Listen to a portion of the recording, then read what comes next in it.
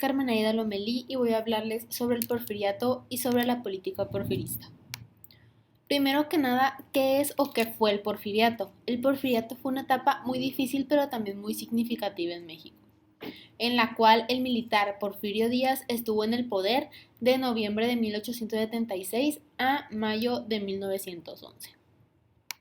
El porfiriato constó de 3 etapas diferentes. En la primera etapa duró a finales de la década de 1880. Díaz conformó su propio equipo de colaboradores y también cambió el Proyecto Nacional de Desarrollo dirigiéndose hacia el orden y hacia el progreso, cambiando así los objetivos de los gobernantes anteriores Benito Juárez y Lerdo de Tejada, los cuales habían sido la libertad. También se apoyó en militares de su confianza para la pacificación del país y así llevó a cabo prácticas conciliatorias incluyendo a su gobierno, a políticos de diversos equipos, además de demostrar tolerancia hacia la Iglesia. La segunda etapa llegó hasta los inicios del siglo XX. En esta se modernizó la minería y los comercios. También en la agricultura se comenzó la exportación, se instalaron instituciones bancarias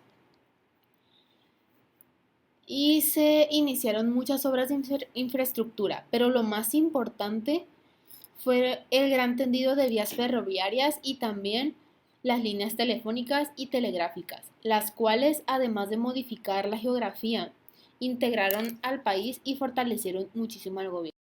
La tercera etapa, a mi parecer, fue la etapa más dura y más difícil de vivir, ya que esa se basó en la despolitización de los habitantes del país, ya que Díaz no tendría opositores. No había contiendas electorales ni críticas en el periódico y la política también se volvió muchísimo más excluyente, ya que solamente participaba Díaz y los integrantes de su gabinete, los cuales también habían sido reelectos, por lo que no se ingresaban nuevas generaciones.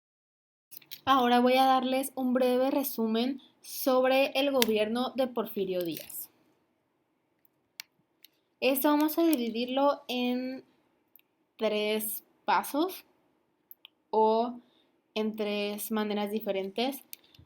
La primera sería la transición al porfiriato, la cual comenzó con Porfirio Díaz tomando Puebla en abril de 1867, que fue cuando el emperador Maximiliano fue apresado y fue ejecutado, y ahí terminó la monarquía y se inició la república. Se reactivarían la productividad y también se daría prioridad a la educación, la cual se volvería gratuita y obligatoria. Y también se retomaron y se crearon las relaciones internacionales. Juárez murió en 1872 y el liberal Lerdo de Tejada asumiría el puesto al poder, pero sin embargo, en 1877 Díaz sería elegido como presidente. La segunda sección de este resumen es la política porfirista. Las políticas de Porfirio Díaz pueden resumirse muy fácilmente, ya que se basaban en una sociedad y en una economía moderna, lo cual llevó a la eliminación o reducción de violencia. También se practicó un delicado equilibrio en el no enfrentamiento con la Iglesia, por lo que casi no había problemas con la Iglesia. Porfirio Díaz se mantuvo en el poder durante 30 años manipulando elecciones, reeligiéndose y también controlando la prensa.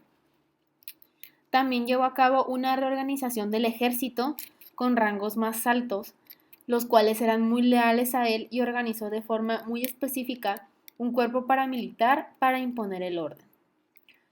Los científicos, los políticos y también los intelectuales forman una gran parte o tienen una gran contribución hacia las políticas de Porfirio Díaz. También se mejoró la economía atrayendo la inversión extranjera y potencializando el libre comercio. Se contribuyó también la mejor estabilidad y seguridad del comercio y la expansión del ferrocarril y del telégrafo. Una buena parte del desarrollo económico se basó en la exportación de materia prima agrícola y mineral, pero también se favoreció muchísimo a la industria y al comercio de interiores. En cuanto a la educación, esta se limitó muchísimo a la influencia religiosa y también se redujo en los años de poder de Porfirio Díaz el analfabetismo y también se formaron o se forjaron las futuras generaciones. Las grandes inversiones a la sanidad pública también llevaron una duplicación de la población desde los 11 millones de habitantes en 1877 a los 23 millones en 1910. En la tercera sección de este pequeño resumen está el declive del porfiriato. Hay muchos factores los cuales apresuraron mucho esta sección. Entre ellas están las crisis económicas, las crisis sociales y las crisis culturales. Y a su vez también el envejecimiento del gobierno, ya que, como había mencionado anteriormente, Porfirio Díaz y su gabinete eran constantemente reelegidos y no le daban paso a las nuevas generaciones. En 1900, Porfirio Díaz cumplió 70 años y se consideraban a varios sucesores como serían el general Reyes o el vicepresidente Ramón Corral, pero sin embargo todos iban siendo apartados o simplemente marginados. En una entrevista a un periodista estadounidense, Porfirio Díaz dio a entender que no se presentaría en las elecciones de 1910, aunque finalmente sí se presentó con una dura oposición, la cual fue Francisco I. Madero. Cuando Porfirio Díaz encarceló a su contrincante y volvió a ganar las elecciones, esto cansó o dio por terminado la paciencia de la mayoría de la población mexicana, ya que esto dio comienzo a la Revolución Mexicana. Decidí agregar 10 datos curiosos sobre Porfirio Díaz a este video, para agregar un extra de información. El primer dato curioso es su nombre completo, el cual es José Luis de la Cruz Porfirio Díaz Mori. El segundo dato es que quedó huérfano de padre a la edad de 3 años, siendo su padre víctima de una epidemia de cólera que atacó a Oaxaca. El número 3 es que trabajó de diversas cosas, siendo zapatero, carpintero, armero y también maestro de latín para así poder ayudar a la economía de su familia. El número 4 es que le apasionaba escalar las pirámides de Teotihuacán. Tanto era esta pasión que la última vez que escaló una pirámide fue a la edad de 70 años en 1900. El número 5 es que recibió como regalo de Thomas Alva Edison uno de los primeros fonógrafos. El número 6 es que fue aficionado a los juegos de billar, a los naipes y también al boliche. El número 7 es que ingresó a un grupo masón al que pertenecía Benito Juárez y alcanzó el grado número 33, que es la máxima posición de masonería. El número 8 es que solicitó una absolución de pertenezco para poder casarse con su sobrina Delfina Ortega Díaz, la cual era hija de su hermana Manuela Díaz Mori. El número 9 es que abandonó sus estudios de leyes en el Instituto de Ciencias y Artes de Oaxaca para luchas de defensa del Plan de Ayala.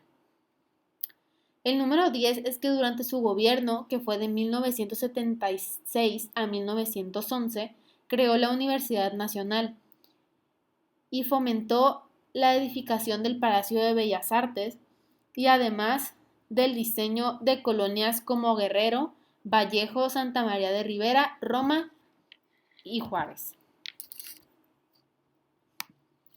Estas son las bibliografías de donde yo saqué la información, desde el que es el porfiriato hasta los 10 datos curiosos. cambié un poco la información tratando de hacerla con mis palabras.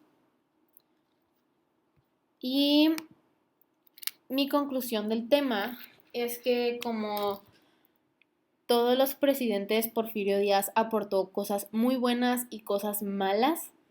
Su gobierno fue cruel, pero también aportó cosas muy buenas, como el quitar esa dependencia que teníamos a la iglesia o el payaso de Bellas Artes. Y también lo que me llamó muchísimo la atención fue que en su gobierno, por lo menos al principio, bajó muchísimo el nivel de violencia y ese tipo de cosas, lo cual me atrajo mucho.